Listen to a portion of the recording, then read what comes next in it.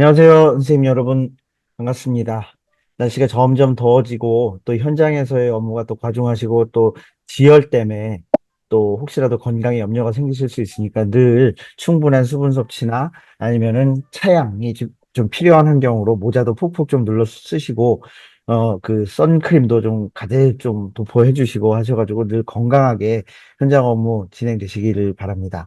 오늘 제가 준비한 시간은 저희 그리너랩이 제공하는 플랫폼 트리에이드를 어떻게 좀 현장에서 유연하게 사용할 수 있는가를 설명드리기에 앞서 먼저 트리에이드도 역시 AI가 함께 기능으로 존재하는 제품인데요. 그것과 더불어서 결국은 피할 수 없는 것이 AI가 함께 공생하는 요건이 될 것 같아요. 그래서 우리가 남은 시간 동안 AI가 가져올 우리의 직업군과 이런 업무의 변화들이 어떻게 바뀔 수 있는지를 먼저 좀 짧게 살펴보고 그런 맥락에서 트리에이드가 어떻게 AI와 함께 우리의 업무를 혁신할 수 있고 효과적으로 진행할 수 있게 할 수 있는지 설명을 좀 드릴 수 있도록 하겠습니다. 사실 AI가 한 3년 전부터 나오면서 우리가 꽤 많은 뭐랄까요? 평론가들이 얘기를 했던 게 있죠. 어떤 직업은 없어질 것이다. 어떤 직업은 존재하되 의미가 떨어질 것이다. 뭐 어떤 직업은 AI와 함께 연동하면서 충분히 효과적으로 더 발전할 것이다. 뭐 이런 여러 가지 많은 내용을 들어봤는데요.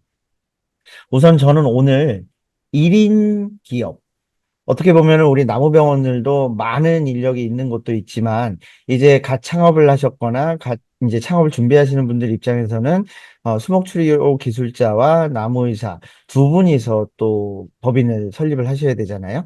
그러면은 스타트업과 진배가 없죠. 근데 이런 트렌드가 더 이상 외롭진 않습니다. 왜냐하면요. 1인 기업이라는 것에 모든 방점이 맞춰서 한번 이런 제목들을 보시죠. 1인 유니콘 기업 AIU 플러스 상용화, AI 환경 교육이 힘이다. 라는 이제 기고문들도 작년 여름에 나왔고요. 그다음에 또 작년 여름 즈음에 혼자서 연 28억 원을 버는 1인 개발자의 수익화 자동화, AI 이렇게 또 있고 저는 이런 제목이 좀 마음에 드는데요. 생활형 AI다라고 이야기를 하는 것. 이미 여러분들은 티맵을 이용하셔도 그렇고, 카카오맵, 네이버 맵, 그 다음에 카카오톡, 그 다음에 삼성 갤럭시 휴대폰 최신 버전이나 아니면 뭐 갤럭시 S23 한 2년 전에 나온 거죠.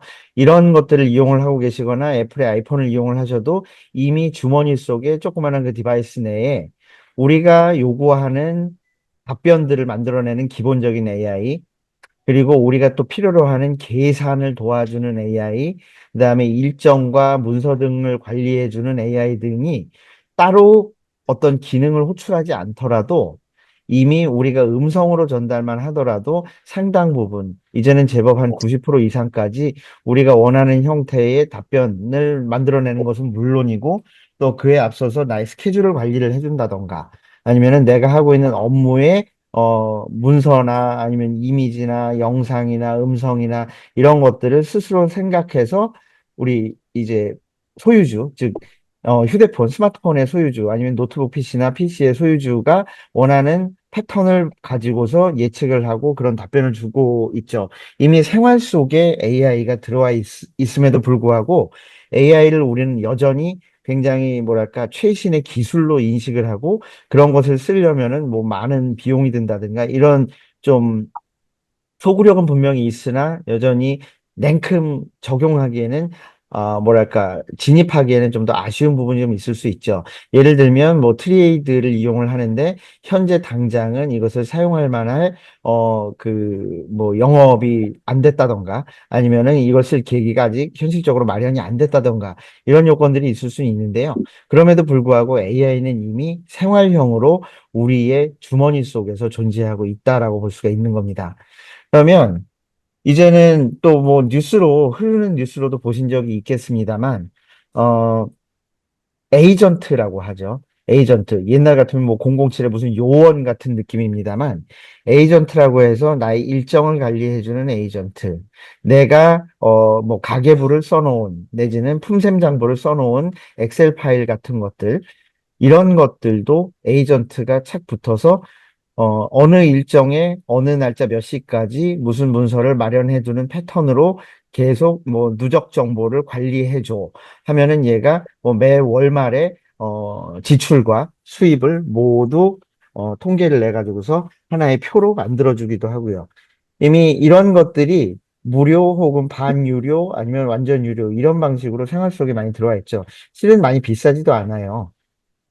뭐 한 달에 뭐 작게는 뭐 1, 2만 원, 뭐 2, 3만 원이 되기도 하고 뭐 지난주에 나온 구글에서 나온 새로 나온 영상을 영화와 같은 영상을 만들어주는 제품들은 연간 한 60만 원 정도 하기도 하고요. 그러면은 그렇게 크게 진입장벽이 높은 기능은 또 아닐 수도 있죠. 높은 비용이 아닐 수도 있고요.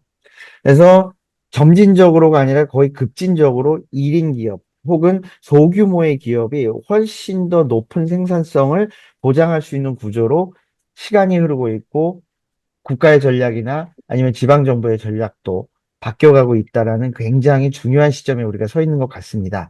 그러면 한번 보시죠.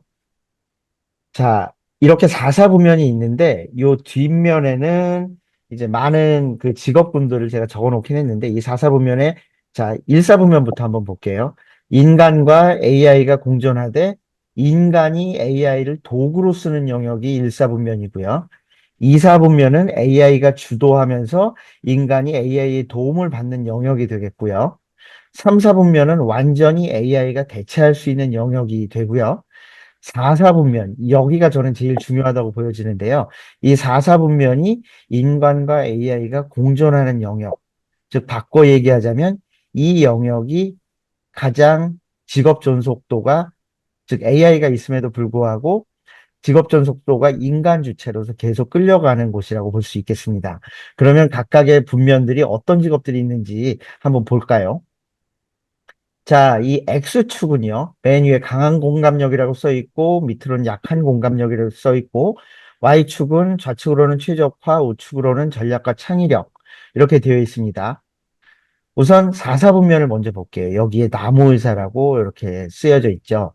이 영역은 어떤 이제 수목의 병증을 진단하고 수술 방법을 고려하거나 약제 시비, 보호제 시비를 어떤 식으로 할 것인가 하는 전략적 요건, 그리고 각 증상의 복합도에 따라서 의사의 전문적 판단에 따른 창의력이 포함이 될 수도 있습니다. 물론 그것은 법 제도 하에서 요건으로 규정된 것들이 어떻게 믹스되느냐에 따라 달라지겠지만 이것은 어디까지나 전략적인 요건을 충분히 학습하고 현장 경험을 가진 이후에 나온 노하우가 이 안에서 AI의 도움을 받아서 함께 공존할 수 있겠죠. 여기서 말하는 약한 공감력이라는 것은 어떠한 이제 뭐랄까요, 측은지심을 이야기한다기보다는 어떤 현실적으로 나타나는 표제적 증상이나 아니면 내재적 증상을 파악을 하고 이 증상에는 어떤 약, 그리고 이 증상은 어떠한 병의 기전으로부터 수목이 고통을 받고 있고 이런 증세가 나타난다라는 굉장히 지표적인 요건으로 현실적인 요건으로 떨어지는 요건입니다. 고로 나무의사, 컬럼니스트, 뭐 경제학자라던가 아니면은 뭐 국방이나 약 제약이나 이런 쪽의 연구조사 활동, 그다음에 뭐 우주든 뭐든 과학으로 통칭되는 요건들이 바로 이 영역에 있게 되고 앞서 보신 대로 이 영역은 인간과 AI가 공존하면서 가는 영역으로 볼 수가 있겠습니다. 즉, 이 영역이 앞으로도 AI 시대에도 불구하고 지속적으로 현재의 직업을 고도화시켜가면서 볼 수 있는 영역이라고 볼 수 있겠죠. 그러면 이쪽 3, 4부면 예를 들어 택시기사, 영상의학, 보안 담당, 트럭기사, 전화영업, 청소원 이런 것들은 이미 로봇이 상당 부분 AI 기반의 로봇들이 일을 하고 있죠. 집에 로봇 청소기 한 대씩 있는 집들이 이제 많이 늘어났죠. 이런 것들이 집안을 스캔하고 어디로 가면 제일 효과적인 용역이고 어디에 제일 먼지가 많았었다라고 해서 청소도 로봇이 담당을 하고요. 그다음에 우리 트리에이드의 가로수 수목 위험성 진단 평가안에도 피쿠스나 천공 저항들이 일에 영상 이미지를 올려놓고 AI가 즉시 부후도를 파악하게 해주거든요. 사진만 올리면 즉시 픽셀의 범위를 규정짓고 부후 부위가 얼만큼 되어 있는지를 거의 1, 2초 내에 판단을 합니다. 트리에이드도 이 영상의학계 그 관련된 용역의 AI 기능이 이미 인베딩 되어 있다라고 말씀드릴 수 있겠고, 그다음에 샌프란시스코나 실리콘밸리에 가게 되면은 더 이상 우버는 사람이 운전하는 택시였는데 이젠 사람이 운전하지 않는 택시가 이미 벌써 브랜드가 세네 개씩 나와가지고 실리콘밸리나 샌프란시스코 영역에서는 택시가 이젠 더 이상 기사 없이 운전을 하게 되는 요건이 됩니다. 학교 선생님, 의사, 간병인 이런 부분들은 여러 가지 센서나 아니면 교육 커리큘럼, 그다음에 정보 정리를 통해서 AI가 많은 도움을 줄 거고요. 그것을 인간이 주도적으로 인간에게 행하는 이제 업무 형태가 되겠죠. 그 다음, 이 1사분면에, 2사분면에 있는 것들은 AI가 훨씬 더 통계를 잘 내거든요.